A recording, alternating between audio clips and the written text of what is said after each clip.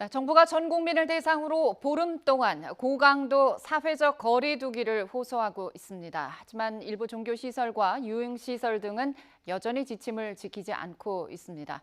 감염 추세가 꺾이지 않으면서 다음 달 6일 개학 여부를 둘러싼 논란도 이어지고 있습니다. 자세한 내용 이동훈 내과 전문의 또 류재복 해설위원과 함께 짚어보겠습니다. 안녕하십니까? 네, 어서 오십시오. 먼저 조금 전에 전해드렸습니다만 오늘 0시 기준으로 코로나19 감염이 추가로 확인된 환자가 105명이 됐습니다. 네네. 이 확진자 통계와 관련해서 어떤 변화가 있었는지 좀 간략히 정리를 해주실까요? 네, 어제 그 확진된 사람이 105명이 늘었습니다. 그러니까 지난 27일보다는 조금 줄었지요. 네. 지난 27일에 146명이 늘었는데요. 네. 그래서 전체 환자가 9,583명이고요. 이 가운데 이제 검역 단계에서 확진된 사람이 21명입니다. 105명 가운데 21명이 네. 검역 단계에서. 그러니까 그 대구와 함께 네. 그 가장 그 지역별 또는 유형별 확진으로 볼 때 이렇게 두 가지 축으로 가고 있다 이렇게 보시면 되거든요. 예. 그리고 이제 어제는 해제된 사람이 222명이고요. 네. 총 5,033명. 그러니까 현재 격리된 사람들, 치료받는 사람이 4,300명쯤 되니까 네. 이제 완연하게 치료 완치된 사람이 많아지고 있는 그런 추세고요. 네. 사망자는 8명이 늘어서 152명이 됐습니다. 네. 조금 전에 말씀드렸지만 대구에서 23명이 늘었고 경북에서 2명이 늘었습니다. 이것은 그 제2미주병원, 네. 제2미주병원이 어제만 해도 10여 명이 더 확진이 됐기 때문에 아마 네. 그 숫자가 반영된 것으로 보고요. 예. 서울 20명, 경기 15명이 늘었는데 이 대부분은 그러니까 공항에서 확진된 분들의 거의 70%에서 80%는 서울, 경기 사는 분들입니다. 그래서 예. 이 숫자가 반영됐다 이렇게 보시면 되겠습니다. 예. 이러한 신규 확진자 추세 전문의 입장에서는 어떻게 보시나요? 지금 보면은 이제 처음으로 이제 어제 기준으로 보면은 환자가 나온 이후에 이제 완치 환자 수가 치료 중인 환자 수를 넘어섰고 오늘도 그런 추세가 지금 이어지고 있습니다. 하지만 여전히 뭐 집단 감염이 나오고 있고 특히 해외 유입 사례가 늘고 있거든요. 네, 맞습니다. 지금 보통 누적 확진자 수가 9,500명이라는 뜻이고요. 네. 지금 치료 중인 확진자분은 4,300여 분이라는 뜻이거든요. 예. 그러니까 이제 저희도 이제 통계를 발표할 때 아마 맨 앞에다가 현재 치료 중이신 분을 쓰시는 게 맞는 것 같아요. 네. 왜냐하면 누적 확진자는 계속 늘어날 수밖에 없는 것이고요. 결국 우리가 지금 관심을 가져야 될 것은 4,300여 분을 어떻게 무사히 집으로 돌려보내실 건가. 이게 예. 굉장히 중요하거든요. 안전하게, 건강하게. 네. 그래서 4,300분이 지금 하루에 200~300분씩 퇴원을 하고 계시기 때문에 예. 특별하게 외부 유입이라든지 돌발 상황이 없다 그러면은 한두 달이면 이제 다 퇴원을 하시겠죠. 네. 그게 아주 이상적인 상황이고 이제 문제는 이제 외부에서 계속 들어오시는 분들이 좀 계시고 네. 그다음에 그 이분들이 국내 집단하고 접촉할 경우에는 또 다시 돌발 상황이 발생될 수 있기 때문에 네. 이것을 어떻게 관리하냐가 굉장히 중요한 상황이 될 것 같습니다. 네. 말씀하신 것처럼 이제 긍정적인 측면이라고 하면 이제 완치율이 50%를 넘어섰거든요. 그래서 굉장히 저희가 좀 긍정적인 신호라고 볼 수 있는데 한편으로는 우려되는 것이 사망자도 또 그만큼 지금 늘고 있습니다. 이건 어떻게 해석을 해야 될까요? 코로나19를 전 세계에서 지금 가장 걱정하는 이유 중에 하나가 어르신분들한테는 굉장히 치명적이었다는 것이죠. 이거는 네. 우리나라도 예외는 아닙니다. 사실 우리나라 사망률이 좀 낮았던 것이 20대 확진자분이 많으셨기 때문에 상대적으로 낮아 보이는 것이죠. 예. 그분을 제외하면은 별반 큰 차이 나지 않습니다. 한 1.5에서 2%까지 올라가고 예. 지금도 위중하신 분이 상당히 많기 때문에 더 올라갈 가능성이 있습니다. 그렇기 예. 때문에 우리가 어르신들이 많이 있는 집단들을 어떻게 하면 잘 보호할 수 있을 것인가 이게 네. 굉장히 중요한 상황이 될 것 같고요. 그러기 위해서는 요양병원이라든지 요양원들 이런 곳들을 좀 더 적극적으로 네. 규제보다는 지원을 좀 많이 해주셔야 됩니다. 사실은 이제 예. 검사비도 십몇만 원씩 하는 검사를 매번 할 수가 없거든요. 그래서 예. 이런 것들을 우리가 어떻게 합리적인 방법으로 접근해 나갈 것인가. 그래서 최근에 이제 군대에서 그룹 테스트라는 방법이 있었다고 이제 기사가 된 적이 있었는데요. 예. 4~5 분을 한꺼번에 검사하는 방법이 있습니다. 그러니까 같은 병실에 계신 분들을 한꺼번에 검사해가지고 네. 그분 중에서 양성이 나오면은 그분을 다시 또 검사하는 거죠. 이렇게 되면은 50명이라도 10명만 검사하면 되기 때문에 비용을 상당히 줄일 수가 있거든요.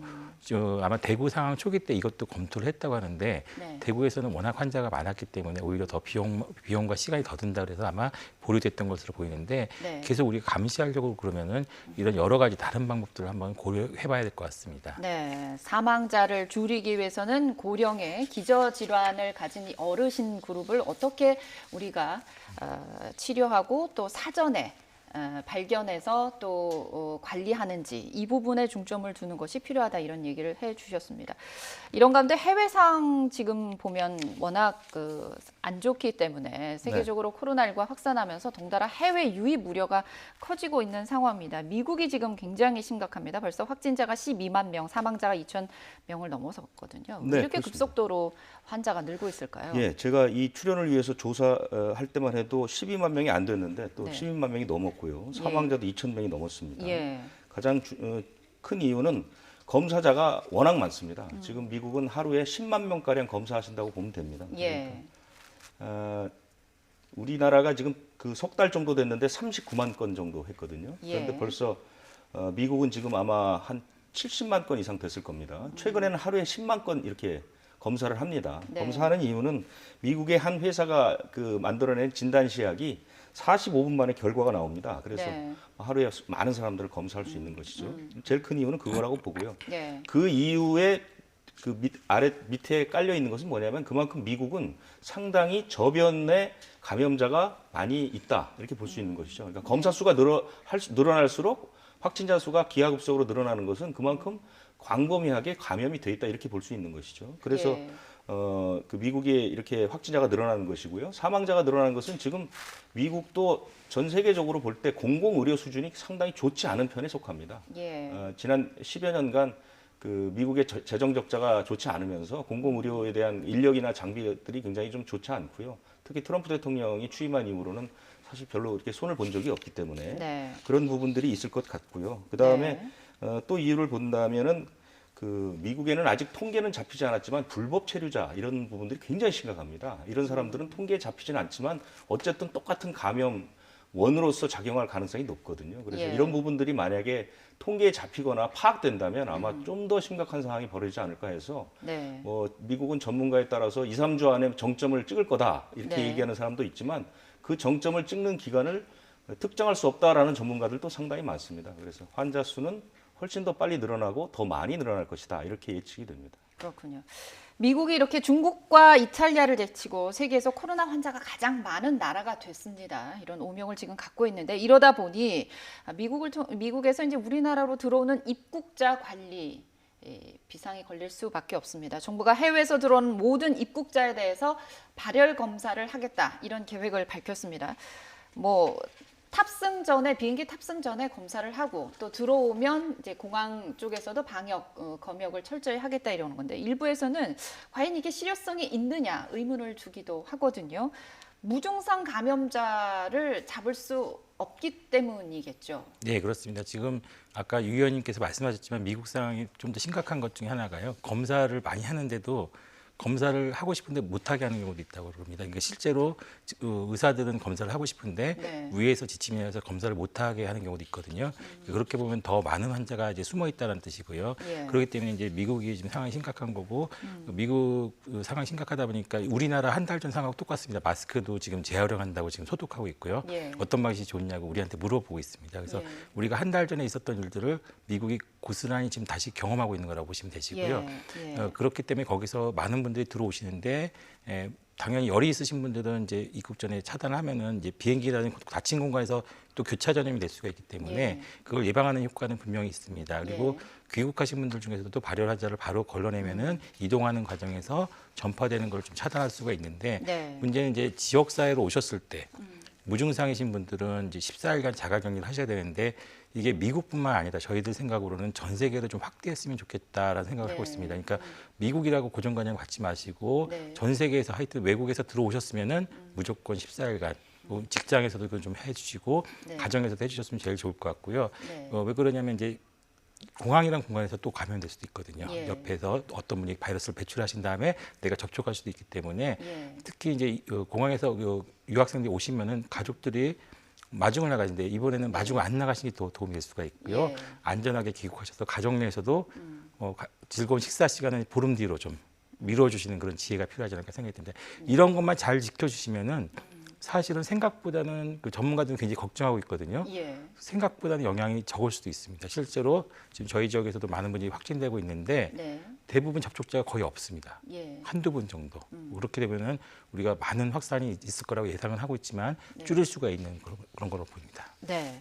잠복기가 있기 때문에 공항 당국에서 공항 차원에서 발견이 안 됐더라도 얼마든지 감염 원인으로 될 수 있기 때문에 좀 더 철저한 자기 스스로의 그런 격리가 필요할 것 같아요. 그럼에도 불구하고 이제 문제는 해외 입국자 이 자기 격리 조치를 말씀하신 것처럼 뭐 미국이나 유럽발뿐만이 아니라 해외에서 들어오는 모든 입국자에 대해서 철저하게 격리 방안을 확대해야 된다라는 의견까지 지금 주셨는데 그럼에도 불구하고 일부 어기는 그런 분들이 있거든요. 지금 단적인 예가 미국에서 온 유학생인데 이제 어머니와 함께 제주 여행을 다녀오고 그러고 나서 이제 확진이 됐습니다. 앞서 원희룡 제주지사가 도덕적 해이가 상당히 심각한 사례라고 하면서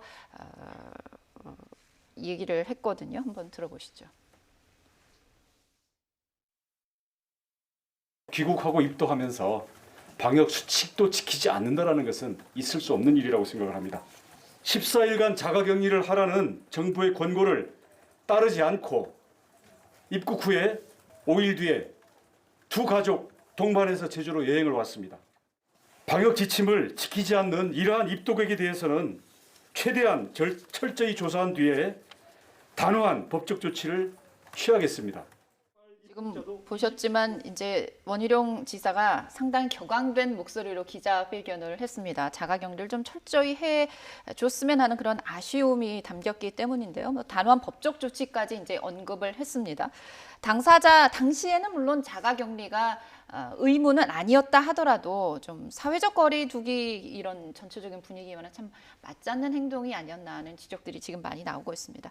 해외 입국자 감염 확산 막기 위해서 또 어떤 조치들이 좀 있어야 될까요? 사실은 이제 이럴 때 가장 이제 도움을 주시는 게 언론인 분들입니다. 그래서 네. 사실은 이제 방역대책본부에도 언론인 분들이 좀 들어가셔야 됩니다. 그래서 전국적으로 홍보를 하셔가지고 국민들이 네. 이 사실을 알 수 있게 해주는 게 필요하거든요. 예. 그 저희 의사들이 이제 아무리 말씀드려도 이제 환자한테 1대1로 할 수밖에 없고 네. 언론분들은 전 국민한테 이걸 홍보할 수 있지 않습니까? 그래서 네. 언론의 역할이 굉장히 중요한 것 같고요. 그리고 국내 한국 분들은 그나마 좀 낫다고 그럽니다. 이 예. 한국말로 들리기 때문에. 예. 근데 외국인 분들은 문화도 다르거든요. 마스크라는 문화도 굉장히 생소할 수밖에 없고 네. 언어도 생소하기 때문에 이 자가격리란 말도 잘 이해하지 못할 수도 있습니다. 그래서 네. 외국인 분들에 대해서는 좀 더 적극적으로 이제 그 안내문도 제출하고 주시고 격리를 어겼을 때 엄격한 처벌이 있다는 걸 굉장히 적극적으로 얘기를 하지 않으면은 이분들이 잘 모르겠다 그러고 그냥 돌아다닐 수가 있거든요. 예. 그런 것들도 좀 조치가 필요하지 않을까 생각이 됩니다. 네, 언론의 역할을 또 당부를 해주셨나요? 사회적 거리 두기에 대한 동참뿐만 아니라 개인 스스로 이 마스크를 쓰는 부분에 대해서 상당히 외국인들은 거부감이 심하더라고요. 확실히 문화적 차이가 큰 것 같습니다. 네, 맞습니다. 마스크는 사실은 저희 의료계에서도 논란이 되고 있었는데요. 네. 사실 코로나19 이전까지는 마스크는 그 전염병 예방에 큰 효과가 없다라고 알려져 있었거든요. 예. 근데 아마 이거 끝나고 나서 다시 연구를 좀 해봐야 될 것 같아요. 그래서 네. 한국이나 일본이나 중국, 아시아권에서는 마스크를 써가지고 급격 확산이 적은 편이네. 네. 유럽이나 미국은 굉장히 확산이 많이 되고 있거든요. 예. 이런 것들이 어느 정도 영향을 미쳤는지 아니면 증상이 경미하신 분들이 마스크를 쓰고 나가시면서 기침을 하는데 마스크가 막아줬기 때문에 확산을 막았던 것인지 이런 것도 좀 연구가 필요하지 않을까 생각이 됩니다. 그렇군요. 집단 감염도 참 이 해외 유입발 문제뿐만 아니라 집단 감염도 지금 산발적으로 계속 일어나고 있습니다. 네. 요양병원에 이어서 특히 대구 같은 경우 정신병원에서 네. 지금 70명이 넘는 확진자가 나오면서 비상인데요. 문제는 이 요양병원뿐만 아니라 정신병원도 상당히 고위험의 환자들이 있는 그런 집단 시설임에도 불구하고 대구시 전수조사에서는 빠졌었거든요. 네, 이번 코로나19를 쭉 취재하면서 느꼈던 것이 방역 역량이 그 전체적인 총량도 중요하지만 적재적소에 어떻게 투입하느냐, 그 시기와 그런 것들이 상당히 중요하다는 생각이 들었는데 이번 네. 이 정신병원 집단 감염도 상당히 그런 부분에서 아쉽습니다. 뭐냐면 예. 같은 건물을 쓰고 있는 병원이 그 요양병원이거든요. 그 그랬죠. 요양병원에서 이제 환자가 90명 가까이 나왔습니다. 네, 그래서 네.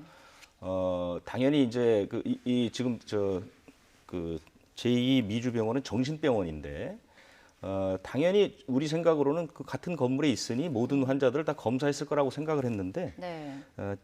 종사자만 검사를 했습니다. 종사자를 검사한 이유는 그때 당시는 대구에 있는 전 요양병원을 대상으로 전수조사를 벌일 때입니다. 그렇기 네. 때문에 이 검사 인력이 좀 부족했거든요. 그래서 종사자만 검사를 하고 정신병원이라는 데는 굉장히 폐쇄적입니다. 환자들이 이동하는 그런 구조가 아니기 때문에 일단 예. 종사자만 검사를 했는데 다 음성이 나왔거든요. 네. 그래서 그러면 다음은 그냥 증상을 좀 지켜보자 하고 이제 나을 정도를 시간을 이제 허비해 버린 것이죠. 예. 그랬는데 25일에 그 환자 가운데 증상이 나타나서 26일 확진이 나왔고 이제 네. 기하급수적으로 지금 75명까지 늘었는데 네. 그런 면에서 보면 사실은 물론 이 방역 검사 그 인력이 뭐 상당히 무제한으로 있다면 걱정할 필요가 없는 일들이 이렇게 벌어지고 있기 때문에 고위험군에 대한 검사와 치료 이의 네. 중요성을 다시 한번 강조해주는 그런 사례라 이렇게 평가가 됩니다. 네.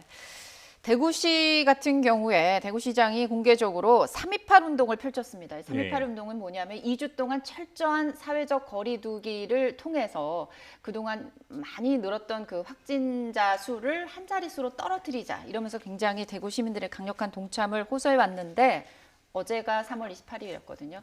아쉽지만 결과적으로 목표 달성에는 실패했다기보다는 목표가 조금 뒤로 미뤄지게 됐습니다. 당초 뭐 그 확진자 수가 한때 10여 명으로 크게 떨어지기도 했는데 다시 늘었어요. 앞서 말씀해주신 뭐 집단 그 고위험 시설에서 이제 확진자들이 추가되면서 이렇게 됐는데 사태 초기에도 청도 대남병원에서도 이러한 그 무더기 확진자가 나왔듯이 병원이 문제였습니다.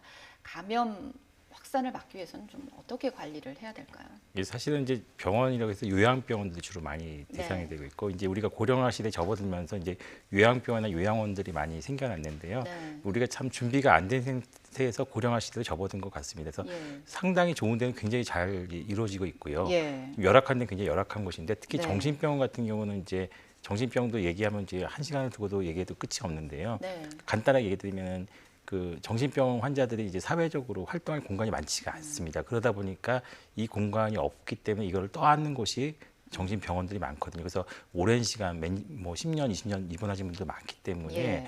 그런 곳에 대해서 우리가 어떤 투자도 좀 필요하실 것 같고요.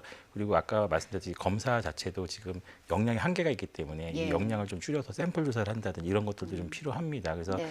저희들이 이제 그 아까 전에 4일 동안 이제 그 두고 본 거죠 결국. 그러니까 두고 증상 있을 때 관찰하면서 이제 환자를 발견한 것인데 그 과정에서 좀 더 세밀한 접근이 좀 필요한데 지금은 이제 좀 환자가 좀 줄어들었기 때문에 대구에서도 조금 더 관심을 가지면은 아마 3.28은 어저께 달성은 못했지만 네. 아마 다음 주에는 달성하시기를 꼭 기대하고 있습니다. 네. 저희도 그러길 바랍니다.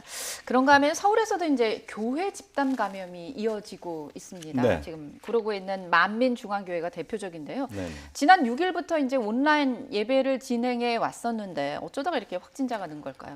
그 온라인 예배를 하기 위해서 방송 시설이나 이런 인력들이 필요한 모양인데요. 네. 그분들이 감염이 된 겁니다. 그러니까 예배를 통해서 감염된 것은 아니지만 어쨌든 네.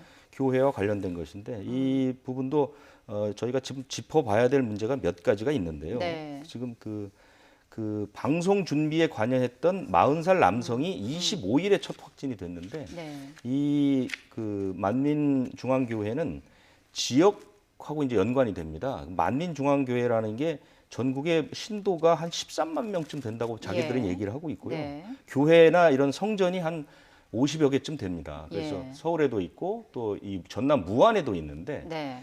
이 전남 무안에서 지난 5일에 20주년 그 행사를 했습니다. 기념 행사를. 그런데 구로에 있는 만민교회 신도 70여 명이 그 자리에 갔고 예. 그 가운데서 확진자가 나왔는데 네. 그 무안에 있는 만민중앙교회 예배가 지난 1일과 8일에 있었는데 이때 참석했던 목포 사는 그 노 부부가 확진이 된 겁니다. 이분들이 이제 물건을 파시는 그런 분들인데 그분들이 확진이 됐거든요. 그분들이 확진된 건 24일입니다. 그리고 네. 구로구에 있는 만민중앙교회가 확진자가 나온 건 25일. 그렇기 네. 때문에 두 확진 사이에 어떤 연관이 있느냐. 어쨌든 그 무안에 있는 교회를 중심으로 해서 확진자들이 그곳을 네. 들렸기 때문에 그런 문제가 있는 것이고요. 또 하나는 이 만민중앙교회가 뭐 상당히 이 시설들이 많습니다. 그래서 예. 교회 본당은 구로동에 있는데 신대방동에 그 목사의 사택이 있습니다. 예. 목사도 감염이 됐고 목사 가족도 감염이 됐거든요. 네. 그 다음에 이제 연합 성결 신학교라고 해서 만민중앙교회 산하에 있는 교회들도 있고요. 예. 그 다음에 또 하나는 그 교인들이 한 10여 명이 단체로 살고 있습니다. 17명이 한 빌라를 빌려서 살고 있는데요. 예. 그 안에 또 예배당이 조그만 게 있습니다. 그래서 이런 그 역학 조사를 통해서 2, 3차 감염이 이루어질 수 있는 여러 곳들이 있어서 지금 그 일대를 다 조사를 하고 있거든요. 그래서 예. 나중에 이 결과가 뭐 다 나온다면 혹시 이것도 또 집단 감염으로 이어질 가능성은 배제할 수가 없습니다. 네, 많은 교회들이 그 사회적 거리두기 운동에 동참을 해서 온라인으로 예배를 보고 있는데 일부 교회에서는 또 현장 예배를 강행하는 곳들이 적지 않기 때문에 상당히 우려가 되는 부분입니다. 이 코로나19 때문에 지금 가장 많은 분들이 아마 관심일 것 같아요. 다음 달 6일로 연기된 학교들 개학. 얼마나 더 미뤄야 되는지, 과연 6일에 개학을 해도 되는 건지 참 관심이 많으실 텐데요. 일단 정세균 국무총리의 발언부터 들어보시죠. 아직 4월 6일 개학에 대해서는 여러 우려가 있는 것이 사실입니다. 여러 의견을 경청해서 아이들의 안전을 최우선으로 고려한다는 원칙 아래 다음 주 초에는 결론을 내도록 하겠습니다.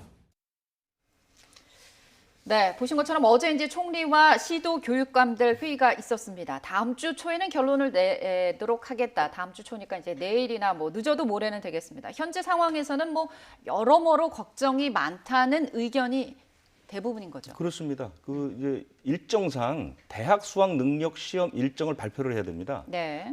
올해 수능이죠. 네. 올해 수능을 발표하는 게 법적으로 3월 31일까지입니다. 그러니까 이제 네. 이틀 남은 거죠. 예. 그런데 수능의 그 시기는 네. 사실은 개학 시기하고 연동이 되는 것이죠. 예. 개학의 시기에 맞춰서 수능을 연기하거나 재날짜에 하거나 하기 때문에 아마 이르면 내일 발표할 가능성이 있다고 보이는 것이고요. 예. 지금 그 학부모, 교사를 상대로 정부에서도 그 여론조사를 하고 있습니다. 예. 그게 여론조사를 통해서 결정하는 것도 사실 모양새가 그렇게 좋아 보이지는 않습니다만. 네. 그리고 이제 그 민간 단체가 있는데 교사 단체 좋은 교사 운동이라는 단체에서 조사한 바에 따르면 거의 4명 중에 3명은 연기하는 게 좋겠다 이런 네. 얘기가 나오고 있죠. 당연히 예. 그럴 겁니다. 교사나 학교 현장에 계신 분들이나 학부모 입장에서는 사실은 우리가 지금까지 얘기했던 것은 그 고위험군, 뭐 요양병원이나 정신병원, 교회 예배 이런 것과 마찬가지로 학교도 네. 감염되기 딱 좋은 여건이 갖춰져 있는 곳이라고 보면 되죠. 많은 사람들이 하루 종일 같이 생활을 해야 하고 더구나 그 생활하는 사람들이 미성년자들입니다. 그래서 네. 하루 종일 마스크를 쓰고 있는 것도 쉽지 않고 그 여러 가지 그 개학을 하기에는 무리인 측면들이 있고요. 예. 학교 현장에서 많은 선생님들은 현재 우리나라는 그 위기 경보 단계 심각 단계 국가입니다. 예. 심각 단계에서 학교를 개학한다는 것은 상상할 수 없다라는 반응들을 많이 보이고 있는데 네. 정부가 어떤 결정을 할지는 아직 뭐 특별히 방향이 제시된 것은 없습니다. 네. 4월 개학만으로도 일단 뭐 학사 일정 또 제일 중요한 이제 수능 일정 등을 전부 손을 봐야 하는 그런 상황입니다. 그럼에도 불구하고 고심하는 이유 말씀하신 것처럼 이제 학교 내의 밀접 환경이 초밀접 환경이니까 학교 내 감염뿐만 아니라 아이들이 또 집으로 돌아오고 그러면 지역사회 감염으로 또 확산될 수 있기 때문이겠죠. 네, 그렇습니다. 뭐 이거는 누구한테나 물어보면 다 답은 정해져 있습니다. 그래서 네. 의학적으로는 뭐 싱가포르도 지금 계약을 했다가 다시 확산되고 있지 않습니까? 예. 뭐 뿐만 아니라 모든 연구 결과에서 동일한 결과가 나왔고요. 그래서 네. 의사 선생님들이 여쭤보면 다 딱 똑같은 답을 드릴 수밖에 없고요. 단지 예. 이제 우리 사회가 이것을 감당할 수 있느냐, 네. 이건 좀 다른 문제입니다. 의학적으로는 이렇게 되지만 사회에서는 지금 꼭 그 의료계뿐만 아니라 자영업자도 굉장히 힘들어하시고 네. 코로나19뿐만 아니라 다른 문제도 더 힘들어하시는 경우도 많거든요. 예. 그래서 이걸 어떻게 합리적으로 중간 단계를 정할 것인가? 예를 들면 뭐 학교를 뭐 학년별로 다른 시간대에 수업을 한다든지 아니면 네. 점심시간을 없애고 오전만 한다든지 아니면 아예 온라인 교육으로 바꾼다든지 이런 여러 가지 다양한 해결 방법을 좀 모색을 해야 될 것 같고요. 네. 또한 우리나라가 지역별로 좀 약간 다릅니다. 그러니까 네. 대구 경부나 수도권 지역은 좀 환자가 나오고 있지만 예. 그렇지 않은 지역도 있거든요. 이런 것들을 좀 종합적으로 분석해서 아마 결정을 하는 게 낫지 않을까 싶고요. 아마 정부도 그런 거 여러 가지를 고려해가지고 아마 결정하실 것 같습니다. 네. 그래서 그런지 일부에서는 뭐 고등학교부터 순차 개학을 하는 건 어떠냐라는 의견도 나오고 있는 상황입니다. 4월 6일 개학이 우려돼서 이제 좀 또 미뤄야 하지 않느냐는 의견들이 아까 우리 류 의원님 얘기처럼 여론조사에서 상당히 많은데요. 그렇다면 또 미뤄야 한다면 시기는 언제로 해야 될까요? 얼마나 더 미뤄야 될까요? 사실은 이제 미국은 이번 학기는 이제 클로즈 했다고 그러거든요. 그러니까 미국은 워낙 상태가 심각할 걸 예측하고 아마 선제적으로 나갔던 것 같고요. 예. 미국 같은 경우는 온라인 교육이나 이런 의외로 그런 게 많이 발달이 되어 있습니다. 그래서 그래요? 이미 먼저 선제적으로 지금 진행을 하고 있는 경우도 있기 때문에 우리나라도 아마 그러면은 이번 기회에 한번 온라인 교육을 시도해 보는 것도 나쁘진 않을 것 같은데 그러기 위해서는 이제 여러 가지 조건이 좀 많이 따르거든요. 예. 뭐 스마트폰이 없는 집도 있고 예. 예를 들면 영상 장치가 없는 집도 있기 때문에 그렇죠. 그런 걸 우리 정부가 일일이 취약하신 분들에게 나눠주는 그런 것들도 좀 필요하거든요. 예. 저희도 뭐 재작년 미국 갔다 왔는데 보니까 미국에서는 그런 온라인 장비가 없는 집에는 갖다 주더라고요. 그냥 예. 개인 거를 하나 쓰라고. 그래서 유학생들 이런 분들 위해서 배려를 해주던데 네. 우리나라도 아마 그런 것들을 한번 시도해 보는 거는 나쁘지는 않을 것 같은데 사실 이게 시기 정하는 건 굉장히 어렵습니다. 그래서 우리 확진자 숫자가 많이 줄어들어야지 네. 우리 지역사회 감염원이 적어줘야지 어머님들이 안심하고 자녀를 학교에 보낼 수 있지 않겠습니까? 네. 상당히 어려운 문제 지금 직면해 있습니다. 4월 6일 개학을 앞두고 다시 개학을 미룰 것인지에 대한 문제가 늦어도 내일 정도에는 정부가 어떤 결정 방침을 내놓을 것으로 예상이 되고 있는 상황입니다. 네, 지금까지 이동훈 내과 전문의 류재복 해설위원과 함께 코로나19 관련 상황 짚어봤습니다. 고맙습니다. 감사합니다.